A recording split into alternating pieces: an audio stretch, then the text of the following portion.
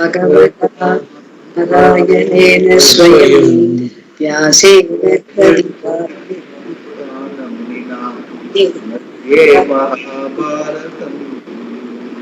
Advaitavridavasini Bhagavati Ashtadasadhyayini Bhagavad Gita Bhavadveshini.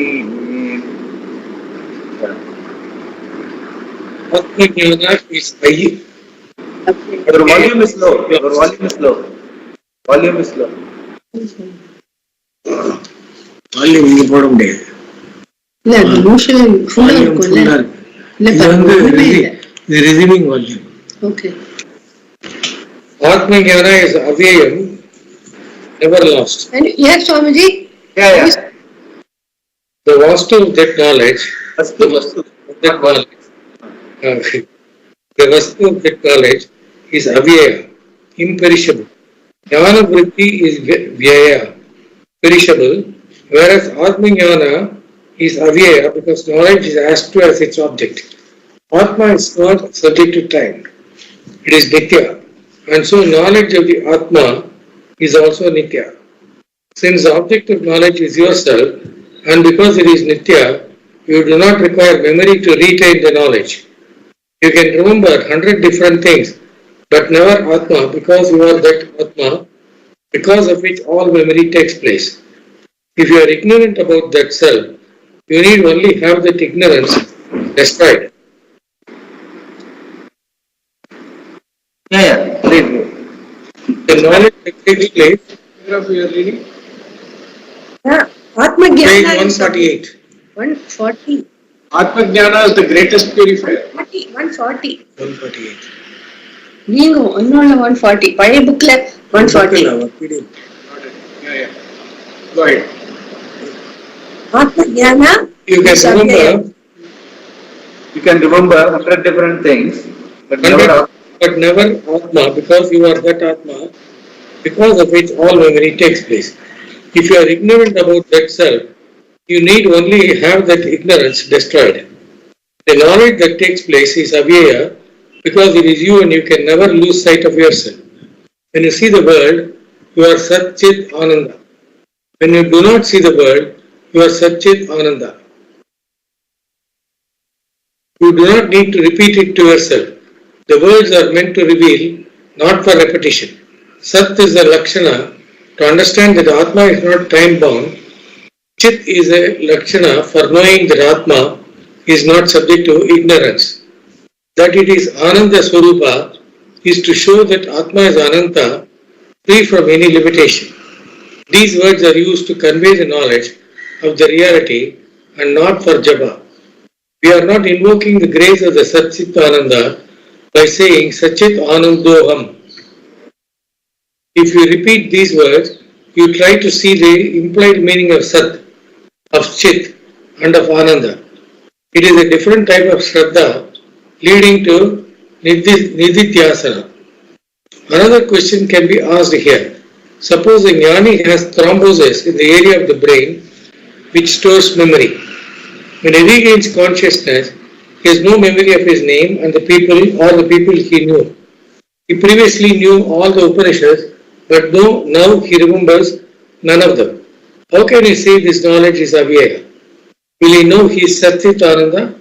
Yes, he will.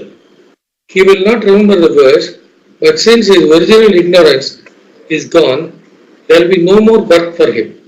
It is like the situation in sleep. If you have understood that you are Brahman when you are asleep, that knowledge is not available to you. It does not mean ignorance has come back. Similarly, here, Antakarana is not functioning as it should. But once he has gained the knowledge, he no longer has any significant self-ignorance. So there is no question of his returning to this world. That knowledge is avyaya because the result of it is yourself, which is avyaya. There is no question of it being lost. The description of this knowledge is not really praise. If you introduce me to a very rich man saying that he can buy this town, you are not flattering him. It happens to be true. Similarly, The words that are used here to describe this knowledge, such as Rajavidya, Rajaguhyam, Pavitram, Uttamam, Pratyaksha Avagamam, Shishukam, Kartum, are true descriptions of this knowledge. In fact, all these words are not enough. No matter what you say, you always fall short of the Lord. Bhagavan is never flattered, and whatever you say about this knowledge of Him is always less than what it is. It deserves all this and a little more. So why are these words used? It is only to make Arjuna and other students who read this more attentive. After hearing this, Arjuna will be all attention and ready to listen. This is the purpose. Moreover, by such words, the nature of the knowledge is told, and to know about the learning is a part of the learning. Most of the problems in the spiritual field are that people do not know exactly what they are seeking, not understanding the nature of this word. They are looking for some knowledge, not understanding the nature of this knowledge. They are looking for some extraordinary experience which will leave them entirely transformed. In short, they are looking for an event to take place. The self is not an event. It is something because of which all events take place, which is why the nature of this knowledge has to be told. See, one more thing, we have discussed this understanding transcends the body, mind, senses and all that. So, if at all there is any, brain damage or sleep, what goes to sleep or what goes out of operation is only the body, mind, senses. But here this understanding is transcend the body, mind, senses means it is a truth. So it is not dependent on body, mind, senses. So body, mind, senses function in the presence of this awareness, Ishvara Swarupa, Atma Swarupa. So once that is understood, then even if something happens to body, mind, senses, it is something like death or sleep. It doesn't really matter. So even if you go to coma and all that, it doesn't affect this understanding because it is not a memory based and it is not body, mind, senses based knowledge. That is what he wants to tell them. That is why it's called transcendent and immanent. Both are there. Yeah.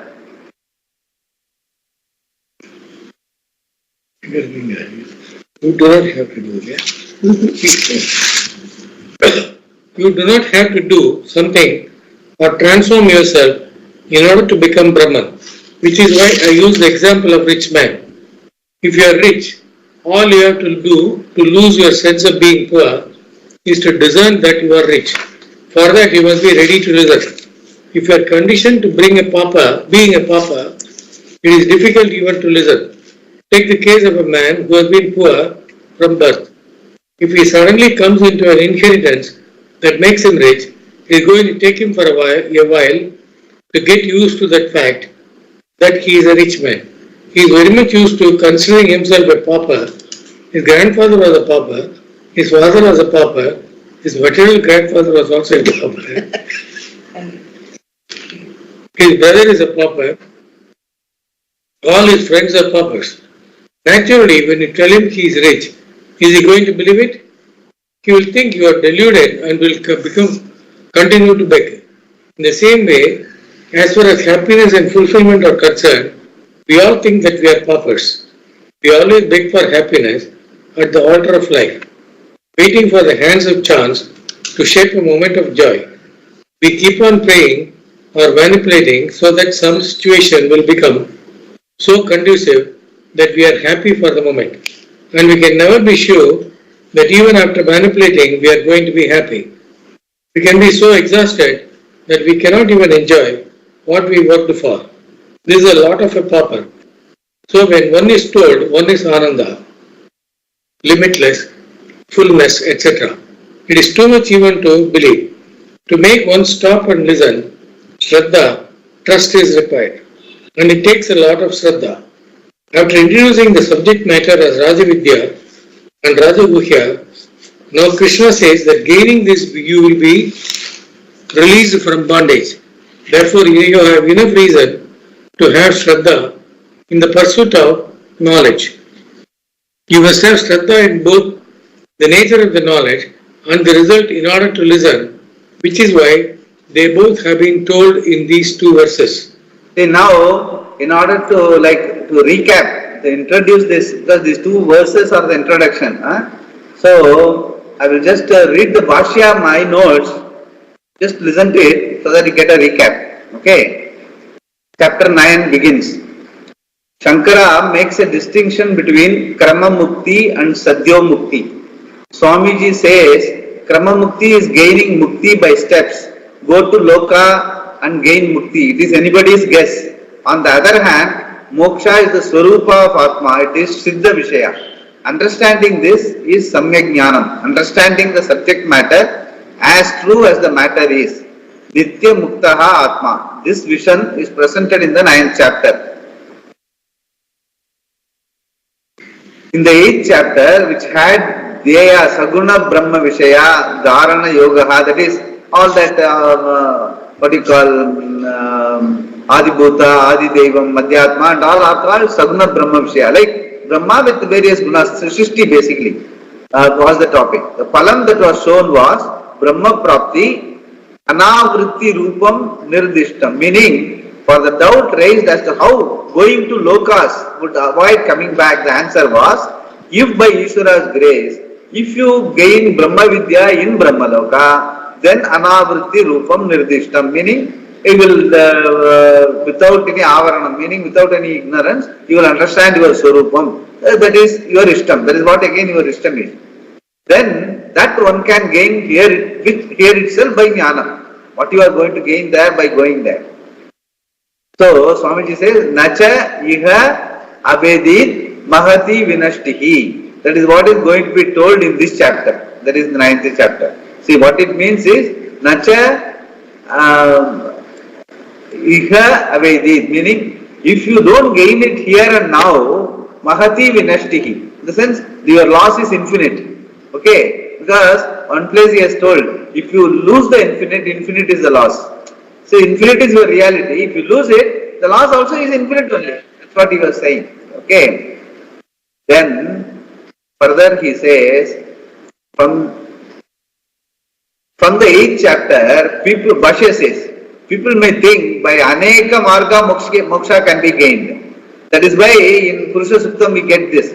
Na Anya Pantaha Ayanaya. It keeps on repeating that. Na Anya Pantaha Ayanaya means only by Jnanam we can get it, not by any other paths. The paths are not there. That's what it means even Purusha Suktam that he quotes here.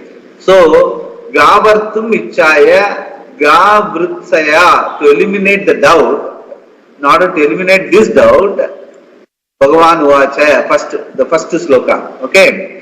Idam tu te guhyatamam pravakshami anasuyave jnanam vijnana sahitam yajnatva mokshase subhat. Swamiji points out, guhyatamam is samyak jnanam. Bhashya says idam, indicate that idam it says, no, it starts with the word idam. So generally when we will say idam, it means we assume that what all has gone before we know, all of us. The listener as well as the teacher knows. That is why he says idam. Nobody starts with the word idam, a chapter. Here he starts with the word idam. That means what? Indicates what has been told in Purveshu Adhyayeshu. Right from first chapter, first 6th chapter, 7th chapter, 8th chapter, we have understood. That is what it means when he says, starts with the word idam. So, tu sabda is Buddho Sannikritya Vishesha Nirdaranartham. That is, even though it has been told that idam, what has been already told, now in order to make it very sure for use, Sannidhi Kritya, meaning he wants to bring it very close to your heart. Sannidhi Kritya. It is Vishesha Nirdaranartham. I am starting this 9th chapter. That is what Bhagavan says, and Bhashya explains that. Shakshat Moksha Sadhanam is Samyak Jnanam. Quotes Shruti Bhakyas distinguishes Upanishads Prapta Brahma Jnanam from Karma. That is Karma which was discussed in the 8th chapter, Karma Mukti and all that. So, Karma etc. are also Shabdam Pramanam. They are also Veda Vakyas only. Atha ye anyata ataha viduhu anya rajanaha te shayya loka bhavanti. Whereas whatever you gain Shaya Loka Bhavanti means it will come and go. It is Shruti, the Karma Kanda. Whatever you get in Karma Kanda, you may get Punya, you may go to Loka. But Shine Punye, Matya Lokam Vishanti will come back. So it's a part of the Shaya Loka. So that means it will go anyway. Whereas Anyata Vidhu is for people who understand Shastra, Tatparya, otherwise looking at Karma Vidhis only as Veda Pramanam, only as a Upaya for you to have an internal infrastructure where you can understand this Jnanam here and now. So that is why 9th chapter is started. Kim Tat Jnanam Guhyatamam, because even if it is told Upadesa is there, still requires Adhikaritvam to understand the internal infrastructure. You must be ready for it. That is why Guhyatamam, Vijnana Sahitam, Anubhava Yuktam. Swamiji says, the greatest secret is that you are what you seek. What you seek outside is what you are inside. Actually, you will never get it as long as you seek it outside. That is why it's Guhyatamam. If I can make you search elsewhere what you already have, that is Guhyatamam. In this case of Atmajnanam, it is also not objectifiable. So has to be taught by Shastra, Acharya, Upadesa, and also you have to be the Adhikari to understand. Asuya is Upalakshana for Anasuya. Bhagavan addresses Arjuna, no? Why Anasuya? Because Asuya is Upalakshana for all the Pratibandhas that prevent you from being an Adhikari. In the sense, Asuya, how Asuya comes? Kama, Krodha, Moha, Lobha, Mada, Matsara. So, if you have all the 5 disqualifications, Asuya will come. That means when they say Asuya, that means all other disqualifications you already have. So, with all the disqualifications, you will not be able to be ready for this Jnanam. So, Anasuya means if you get rid of all those Pratibandhakas by Karma Yoga, proper living, etc., you will be ready for it. Then you will be able to get this knowledge in a jiffy. That's what he says. Then, Jnanam Vijnana Sahitam, Swamiji explains. Why Vijnanam and Jnanam? Atma is not available for indirect knowledge. It is not like normal Jnanam. But Jagat Karanam Brahma is available for indirect knowledge. See, that is why I was telling. Atma Jnanam is only what is direct, Aparoksham. Here and now you. That is what is called Aparoksham. Pratyaksham, even though it is direct, but it is using your senses to externalize what an object and know that. Even though it is direct knowledge, it is Paroksham only. Whereas Atma is, number one, it is not objectifiable, and second, it is you. So it is Aparoksham, straight, direct knowledge. So, even Jagatkaran, even though at the end of the whole Shastra, what it says is Jagatkaranam Brahma Ahamasmi. Ahamasmi is Aparoksham. But Jagat Karanam Brahma is still talking about the Jagat. So it can be indirect knowledge. For that you need Astikya Buddhi. Okay. To be Sarvajnam, one has to be all knowledge. But even though you know Atmajnanam, you are not all knowledge. That is not possible. Sarva Karanam Brahma Asti can be, you can be equating yourself to Brahma only when you fully understand that the Jagat is nothing but Abhinna Nimitta Upadanam. In the sense, even though it looks like variegated things, it is not so. It's all just an expression, a manifestation of the Purna Swarupa. That is why Abhinna Nimitta Upadanam, meaning Nimittam, the efficient cause is there, but Upadanam is as though only. It's like I have already told you, it's like a pandal, tellis of words and names. And the whole knowledge is in terms of words and names. There is nothing real other than you. So that is why Jagat Karanam Brahma Ahamasmi is possible because it is Abhinna Nimitta Upadana.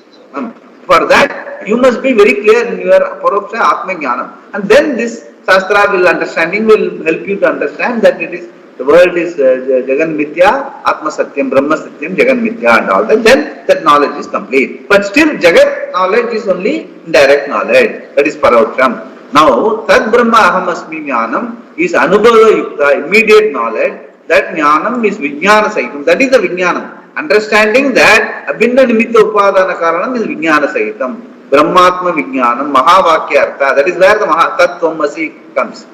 Mahavakya Artha replaces Aham Samsari perception. Okay. then replaces aham samsari perception.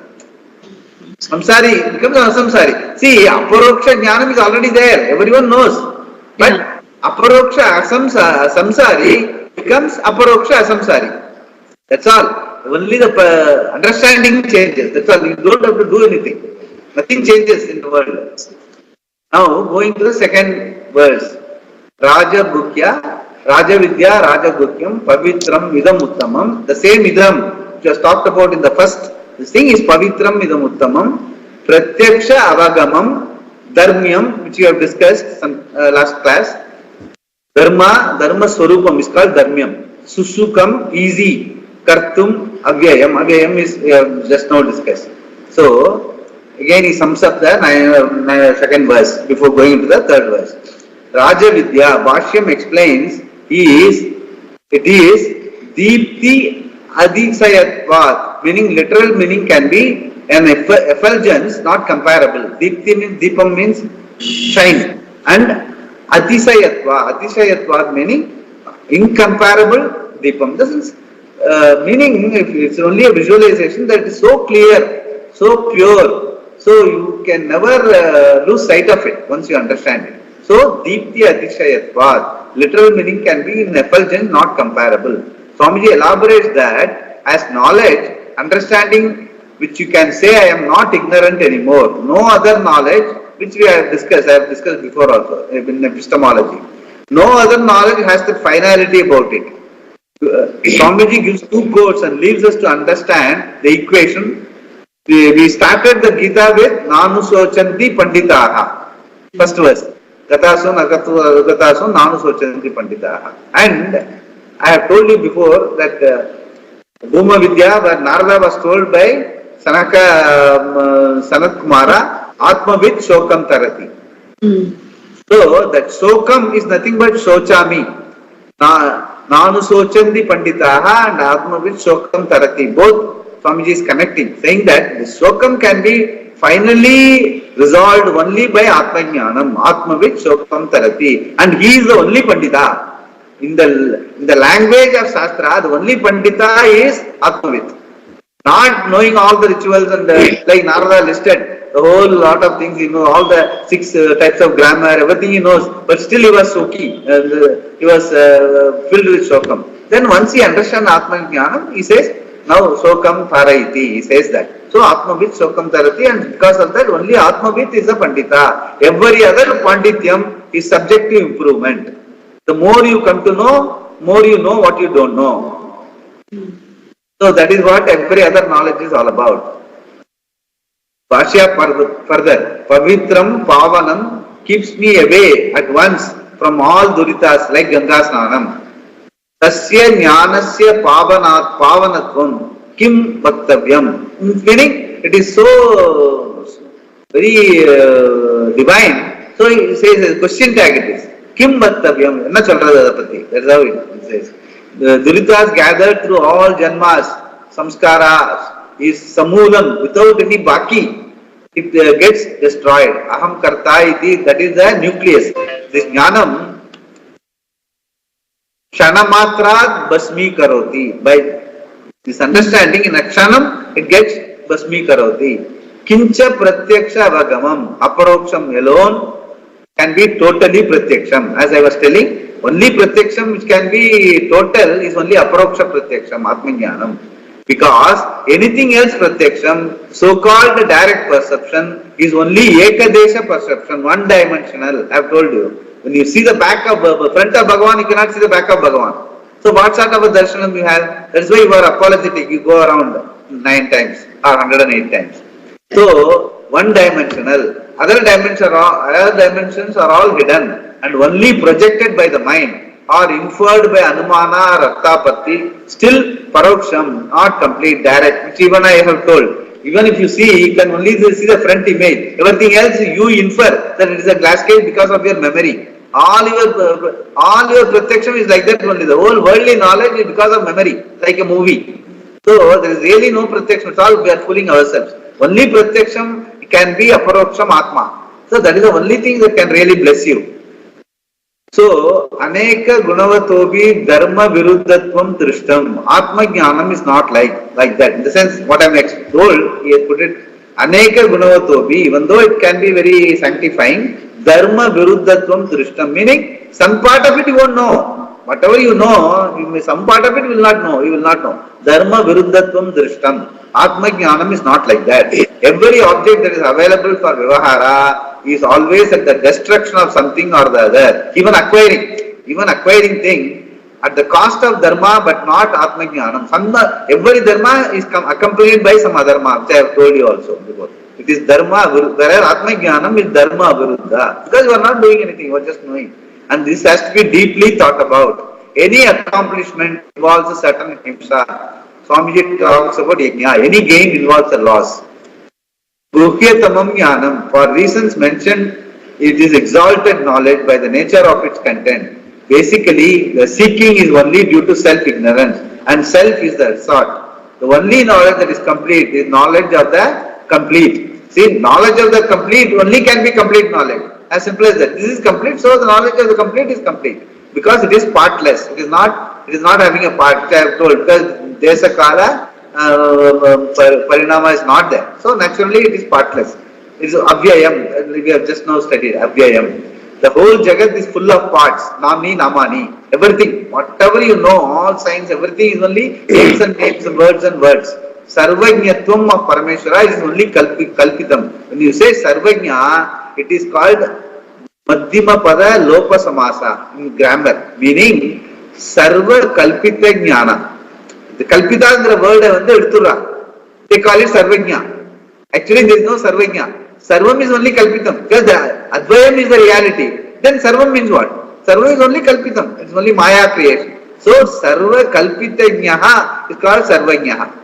So in grammar that rule is called Madhyama Pada Lopa Samasa. In between word is swallowed. You told us.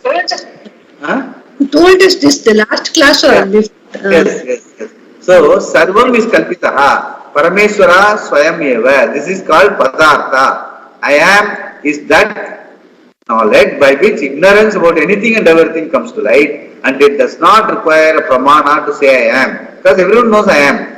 Bhagavan says this knowledge is susukam kartum. Anayesena labhyate. Sukena labhyate. Being myself, partless, only drishti change, only vision's scale has to change, only your understanding has to change.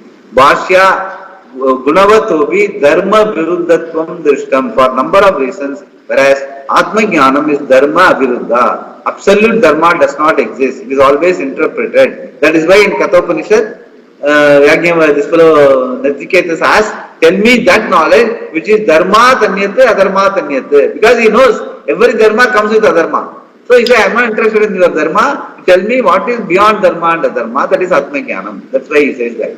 Therefore, the Atma Jnanam is Dharma Tanapetam. It is not depending on Dharma. Swataha Siddham. Nobody is denied, not at the cost of anybody. Even Indra, only one Jiva can be Indra. Even Indratvam is to accomplish. You have to contend with other Jivas. It is competitive. Gunam is there. Adharma is always there. Some machinations are always there. Swamiji adds that is what sannyasa is all about. No manipulation. Dharma aviruddha. That is why dharma is not absolute. It is always interpreted. Whereas Atma Jnanam is referred to as dharmyam. Dharma anapetam. Also, without following dharma cannot be gained also. Dharmyam. That also is cautioning. Why you follow dharma as an upaya to get that internal infrastructure ready. So without following dharma also you cannot gain this dharmyam. Doesn't this understand? This jnanam is siddhasya vrittihi, knowledge of siddha vastu, that is which is already there, you just know. That is why it's called siddhi. That's why it's called siddha purusha siddhi. So all of us are supposed to be siddha purusha. But people who know only are called siddha purusha because they know. If we know, we are also siddha purusha. So it is not karma pala, it makes you transcend punya and papa. Bhashya says, evam api syad dukkha sampadyam trishtam. Popular perception is adhika phalam comes through adhika yajnam. In the sense, with greater effort, you get greater punya. Whereas Bhagavan says, without any great effort, susukam. That is why it's called susukam. Because it's just understanding. It's not, there's nothing to do with prayatna. It is purely understanding. Swamiji says, what effort for a sugar crystal to be sweet? For a sugar crystal to be sweet, what effort it needs? It doesn't need anything. So, the same way it's so easy. Easy is not the word. Vasya says, Yatha Ratna Viveka Vijnanam. Ratnam means precious stone. Discerning Ratnam from glass beads or crystals, discerning Satyam and Mithya, and that is why Bhagavan says, Pravakshami. We have to get that Vastu Viveka Vijnanam. If you have that Vijnanam, it is Sulabham. The Purva Paksha is Alpa Ayasanam Alpa Palatvam. That is Purva Paksha means the counter argument is Alpa Ayasanam Alpa Palatvam. Dushkaranam Sa Mahapalatvam. Pala Shayat Veti Iti Praptam. Meaning, gaining Atmajnanam Palam may not be that great. How come Atmajnanam Sukha Sampadhyam? The answer is, the prayatna has begun in Purva Janmas as preparatory. All your yatna, karma kanda, everything is only preparatory. Preparatory is only at the karma level. Prayatam to create suhrit, this is punya palam, which leads to atma vicharam. Atma jnanam is not karma palam, not even pramana palam. It is swataha siddha, nitya siddha, avyayam. No vyayam unlike karma palam. That is why susukam, sukha sampadhyam, shraddha, shraddhadayam. Shraddha will now talk about in the third verse. So, we will start with the third verse. So, Bhashya says only Shraddha is required as a prelude to the next verse, which talks about Shraddha and Ashraddha. So, let's read the third verse, yeah. So, I think we have I have a question. When you say, when we talk about dharma, there is always adharma behind that. I do not understand that. Yeah, dharma comes with because dharma is karyam. Okay, no karyam is without dosha. Any karyam will not, because it is having what you call limited samagri. You are using a lot of samagri. Kayena, vacha, manasa. All the three has got limitation because you can. That is why you can say only to that extent possible. To that extent I can do. To that extent I understand. All the classes we put when we do also any karma, that to that extent is adharma. In the sense it can come with adharma. It The can balance, be a limitation. No, the fact that balance is adharma, kekrar. the balance of whatever we have not done is adharma. Yeah, exactly. In the sense you are supposed to, like, karma, you are supposed to do in a particular fashion. Like dakshina you give. Okay, you might have just given whatever even the priest asked. But he may be thinking, by asking this much, they will give something more. So he might have just given, he asked so much, I have given that. So he will carry home that little bit of dukkha. So that dukkha is adharma. It is not your created, but it is a fact of life. It can happen in everything, every walk of life it can happen. That is why dharma is always mixed with adharma. Other thing which I told is, you are doing dharma. You select the chuli and all samagri, the samit and all that. In that samit there can be a worm inside. Yeah. When you put it in the agni, it will get burnt. You didn't want to do himsa, but you are doing himsa. So that is adharma. So that's why every adharma comes with, because it shows the limitation of karma. The idea is, by understanding all these limitations, by being sensitive to all these things, you will develop virakta, vairagya. Okay, if all my good intentions, every karma is going to be like this, then what you pariksha logan karma chitan nirvedamayat brahmanaha. In the sense, after doing all the karma and examining that, he understands. After examining that, he understands nirvedamayat brahmana. He develops virakti. It doesn't work. No, whatever I do, little bit of some problem is always there. So, pariksha lokan karma chitan nirvedamayat brahmanaha nasti akritaha kritena. My shresh does not lie in karma. Nasti akritaha kritena. Shreyas is akritaha, not to be found in karma. Tat vijnanatvam artham gurumeva bhi gachet. Only palam is it gives him enough virakti for him to go to a guru to understand life better. That is the only palam. That is the real palam. It leads him to inquire into the self, inquire into Atma Jnanam, inquire into Ishvara Jnanam, go to a guru who knows, who is happy, who is, in spite of without doing any karma, is happy by himself. What is the secret? He goes and asks him. And then he explains. How he got it from his guru. Like that, the whole thing. So, the whole karma kanda palam is, Where does this come? Just now what you said. Mundaka Upanishad, famous statement in Mundaka Upanishad. Very, milestone statement in one's life. Pariksha, generally, Shastra people always say this. People come to Shastra only like this. Pariksha Lokan Karmachnaya. Something or other really takes a knock in their life and then they come to Shastra. Need not be. I contend with that. Because I didn't go like that. Yeah. I always tell that. So, but the Shastra tells this. Pariksha Lokan Karmachitan Nirveda Maya Brahmanaha Nastya Kritaha Kritena Tat Vijnanatam Samitpani Samet Gurumeva Bigache. Samitpani Samet, lot of surrender. எல்லாத்தையும் நான் எல்லாம் நீங்க பண்ற யஜ்ஞத்துக்குலாம் நான் submit கொடுக்குறேன் இனிமே I will be your helping hand in all your yajna அப்படின்னு சொல்லிட்டு ரிஷிட்ட போறான். That is why that as a linga samitpani samet, with both the hands with full of samit, he will go to the guru with surrender. That is a sloka, samitpani samet. So tad vijnanaartam gurumeva bigacche srotriyam brahmanishtam.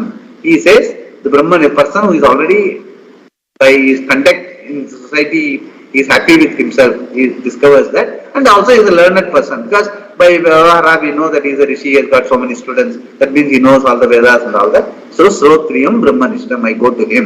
So that is the sloka. And from then on, Mundaka Upanishad takes a different turn, where the teaching starts. Till then it is only developing that qualification. So that is what has been talked about in the 8th chapter and the 9th chapter beginning. Now again he is connecting back to the Atma Jnanam Brahma Jnanam from the 3rd sloka onwards. That is where he starts with Shraddha. You can read that. You read out the Bhashya. What you read out? Bhashya notes, my own notes of Bhashya. Swamiji, in class Sanskrit is there. But I generally make my own notes when I read the Bhashya. Sometimes it is very clear, sometimes very long. So make it short, because if it is short only, it will remain in your mind. So I make it short and... Very nice. But I think Puja Swamiji, this itself I was thinking it was very nice to read the last 2 paras, no? Yeah. How it explains this. Yes, very elaborate. That this it takes class, I think he goes 2 steps further and explains it. People are very happy with the Gita home study. That is why it has become a sort of rule book for all people who follow Shastra. Verse 3, those who do not have Shraddha remain in samsara. Ashraddhadhana purusha dharmasyasya parantapa aprapya mam nivartante mrityu samsara vatmani. Parantapa, O scorcher of foes, Arjuna, Asya Dharmasya, in this self-knowledge, Ashraddhadhana Purushaha, those people who have no faith, Mam Aprapya, not gaining me, Mrityu Samsara Vatmani, on the road of Samsara, which is fraught with death, Nivattante, they return to or remain in. Arjuna, the scorcher of foes, those people who have no faith in the self-knowledge, not gaining me, they return to or remain in the road of samsara, which is fraught with death. Krishna addresses Arjuna as Parantapa, the one who destroys enemies, a warrior. Ashraddhadhana Purushaha, one who has Shraddha is called Shraddhadhana, and the one who does not have Shraddha is Ashraddhadhana. Shraddha is giving the benefit of doubt to the veracity of words of the Shastra and the teacher regarding the nature and the result of this knowledge. You have Shraddha in the nature of this Atma Jnana, self-knowledge, that the self is identical with Brahman, the cause of creation. Even though you have not yet understood this, What the Shastra says is true. To have Shraddha and the result of this knowledge, which is freedom from any sense of bondage. If you have understood properly, you would not require Shraddha. But until you understand, you need Shraddha so that you can pursue this knowledge. Asya Dharmasya. The word Dharma has a number of meanings. It is used in the sense of knowledge, duty, the order of Ishvara, religion, and also in the sense of a property or nature of a thing.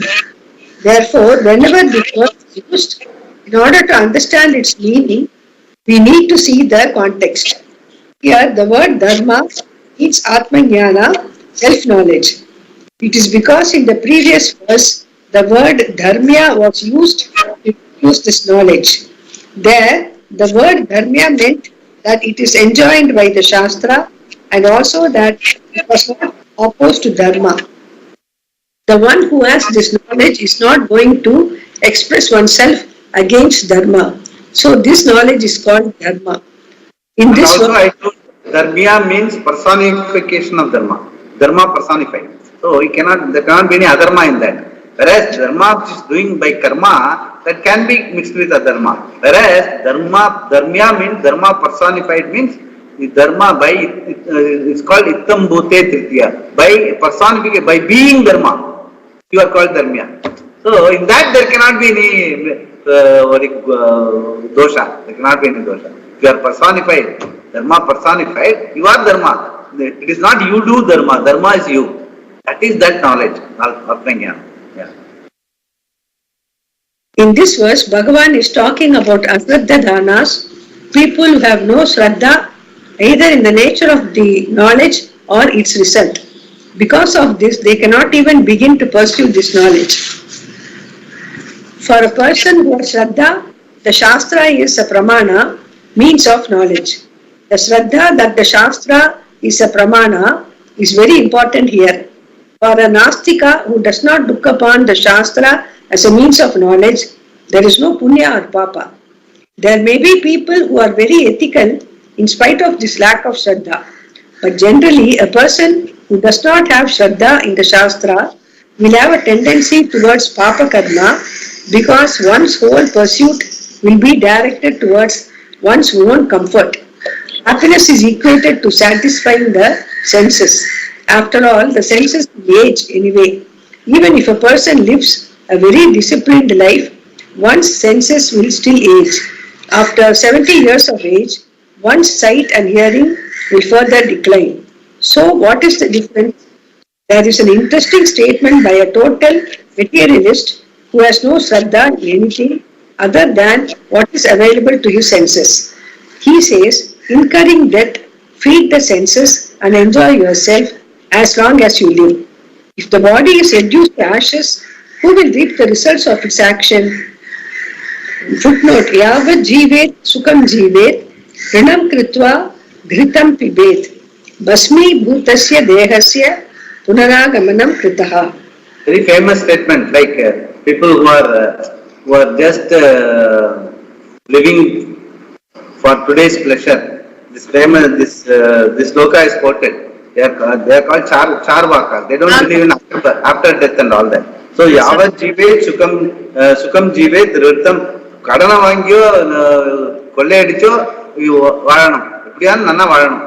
So yavat jivet sukam jivet rinam kritva ghritam pibet. Basmi bhutasya dehasya punaragamanam kritaha. Once your body is reduced to ashes, you are not going to come back. What is punya and papa? And he says that, and he lives his life by the day. That's what he says. Yeah. He says, what is the lot of these people who have such conclusions? The Lord says, aprapya mam, not gaining me, mrityu samsara vatmani vivattante. They keep returning to the cycle of birth and death. There is no doubt about whether these people reach Parameshvara by recognizing the Atma as Brahma. It is not possible. They have no Shraddha, even in Punya Papa, Dharma, Adharma. Where is the question of their seeking identity with Parameshvara? Not gaining this, what happens to a person? Mrityu samsara vatmani vivattante. They come back to the cycle of life and death. The word nivartanti has two meanings. They come back or they remain.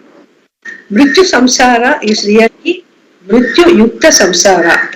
It is a compound in which the word is dropped. It means it is a samsara that is fraught with Mrityu, death.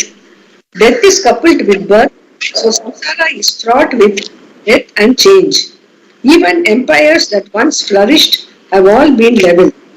What remains are few remnants beneath the earth, some pots, some coins, etc. And the demolition squad is none other than Lord Mrityu, time. Batman means road, road to which you reach pain. We are talking about the one who does not believe. Even Swarga is within samsara. But here he is talking about Asraddhadana Purushaha, the people of no Swarga at all. Such people are on those routes that lead them to Naraka, a place of pain, and births in lesser rooms like those of animals, etc. In these tracks they remain. Mrityu samsara vatmani nivartante. This particular verse is said only to create Shraddha. The first two verses praise Atma Jnana as Raja Vidya to positively create Shraddha. This verse tells how much you miss if you do not have Shraddha, this knowledge. Having drawn Arjuna's attention, Lord Krishna begins the topic of this chapter in a very big way. Verse 4. This entire world is pervaded by me. Maya gatamidam sarvam yakatavyaktamurtina matstani sarvabhutani nachaham teshvavastitaha. Maya, by me, avyakta murtina, whose form cannot be objectified. Idam sarvam jagat, this entire world. Tatam is pervaded, sarva bhutani, all beings, matstani, have their being in me, nacha aham, and I am not, teshu avastitaha, based in them. This entire world is pervaded by me, whose form cannot be objectified. All beings have their being in me, and I am not based in them. It is important to note here that in this and the following verses, the word bhuta, being, is used in the sense of jiva. The word bhuta also covers the entire jagat. When it is said that the jiva is created, sustained and destroyed, you should know that by jiva is meant an embodied being. Embodied being, yeah. Embodied being. The jiva, being not separate from Atma, is never created or sustained or destroyed. But the subtle and physical bodies, born of subtle and gross elements, are created, sustained and destroyed. See, that is why Bhutani is a common word for both Jagat and your own body, mind and senses. Actually, even though we think that my body, mind and senses are separate from the Jagat, which is not true. In reality, the Bhuta means your body, mind, senses inclusive, the Panchabhuta inside and Panchabhuta outside. Jiva and Atma and Ishvara, Swarupa and all are basically a higher level of reality. There's nothing to do. So the Bhuta meaning it includes your body. But here it talks about your own body, the Jiva. That's why the common word is used, Bhuta. Yeah. So for the jiva, creation, sustenance and destruction are only with reference to these bodies. At the destruction of the entire Jagat, which includes bodies of all jivas as well as the Jagat become unmanifest. From this unmanifest state, when all these become manifest, that manifestation is called creation. As long as the jiva does not recognize his identity with Ishvara, this process of manifestation and unmanifestation continues for the jiva. See, this manifestation and manifestation is basically what is already there. Just in that there is no change. Creation, why it is told? Because it is a sort of linkage is provided. Because if you do this, if you do this, there is a sort of predictability, reproducibility, and then some empiricality, which all makes Vyavahara possible. Because what you did yesterday, if you do it today, you should get the same result. Otherwise, no Vyavahara is possible. So, that is called creation. Creation meaning an order, physical order, chemical order, epistemological order, all orders are called creation. So, the creation, the word is purely used for Vyavahara. Otherwise, reality is manifest and unmanifest. So nothing is created, nothing is destroyed. Just unmanifest, manifest, like going to sleep and coming back. That's all. So that way, the reality is always the same. The creation comes only because of the linkages, the order, niyati, and you can manipulate. With your own intelligence, you can change. If you make a change here, something else will change somewhere else. Then you feel a different world and all that. So all that falls under creativity. Otherwise, it's only this Jagat man is only a manifest thing. From unmanifest to manifest, manifest to unmanifest. Yeah. The Lord says, Maya Jagat Abhyakta Murtina Tatam Idam Sarvam. There is an adjective to me, Abhyakta Murtina. A form or the truth of a given thing is called Murti. Abhyakta Murti is a form that is beyond objectification. Something that cannot be objectified may be hastily construed as non-existent. To avoid such problem, Bhagavan has used the word Murti. Abhyakta Murti is the one who exists and is available for appreciation. That is me, and by that me, this entire creation is pervaded. It is not Krishna's body that is pervading everything, but his real nature, Parobhava. When Krishna says here, Maya, by me, he uses the first person, and that refers to the real being, Sat Chit Ananda.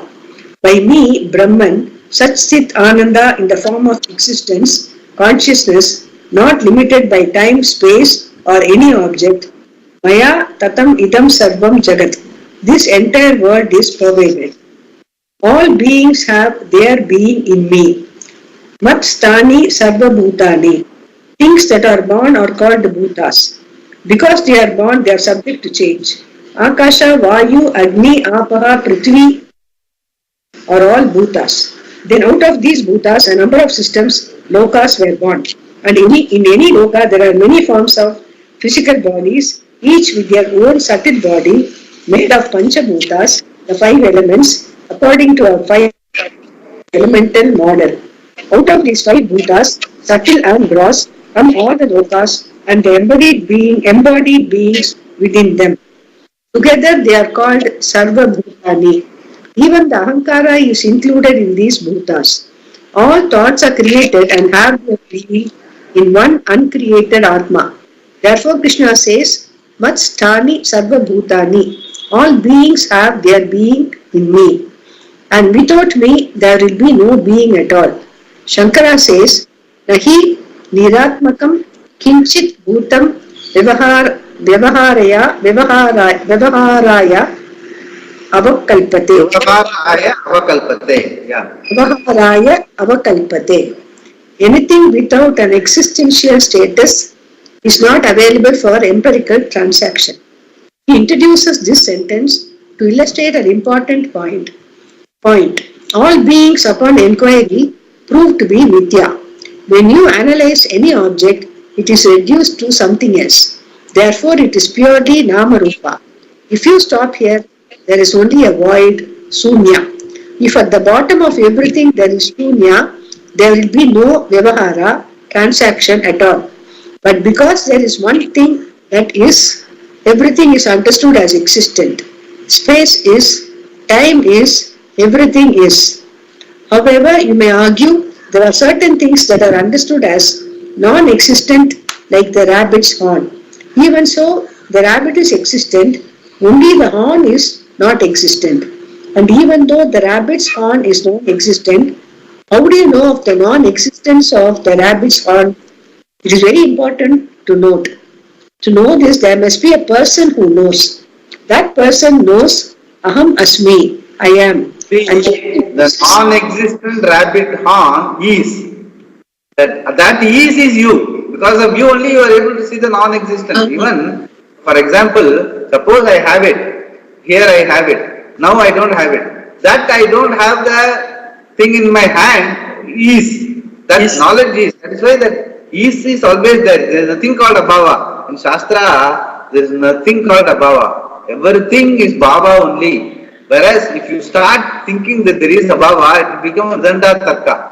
There is a very dangerous philosophy. Previously people used to study that Tarka Shastra. Tarka Shastra takes abhava as something.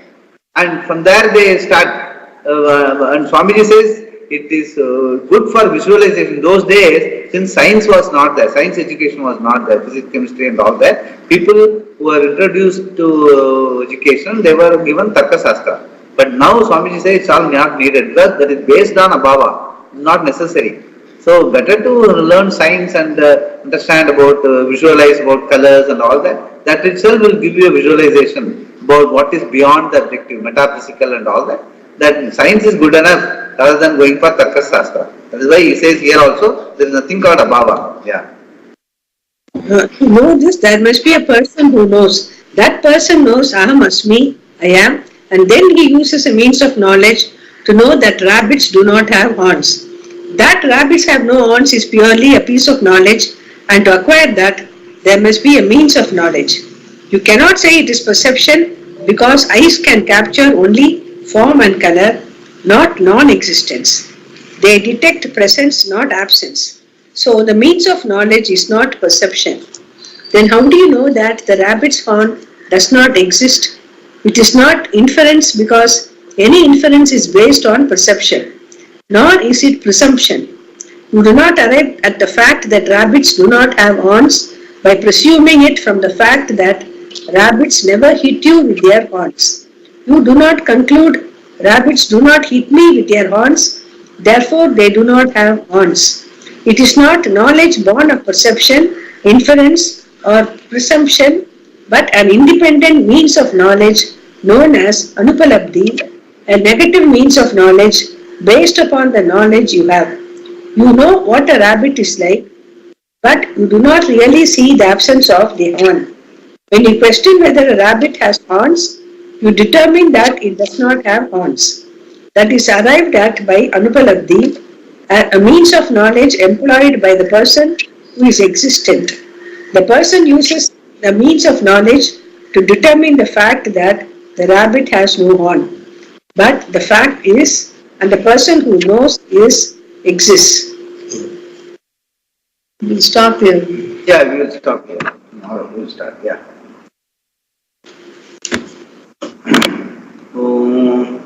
पूर्णमदः पूर्णमिदं पूर्णात् पूर्णमुदच्यते पूर्णस्य पूर्णमादाय पूर्णमेवावशिष्यते।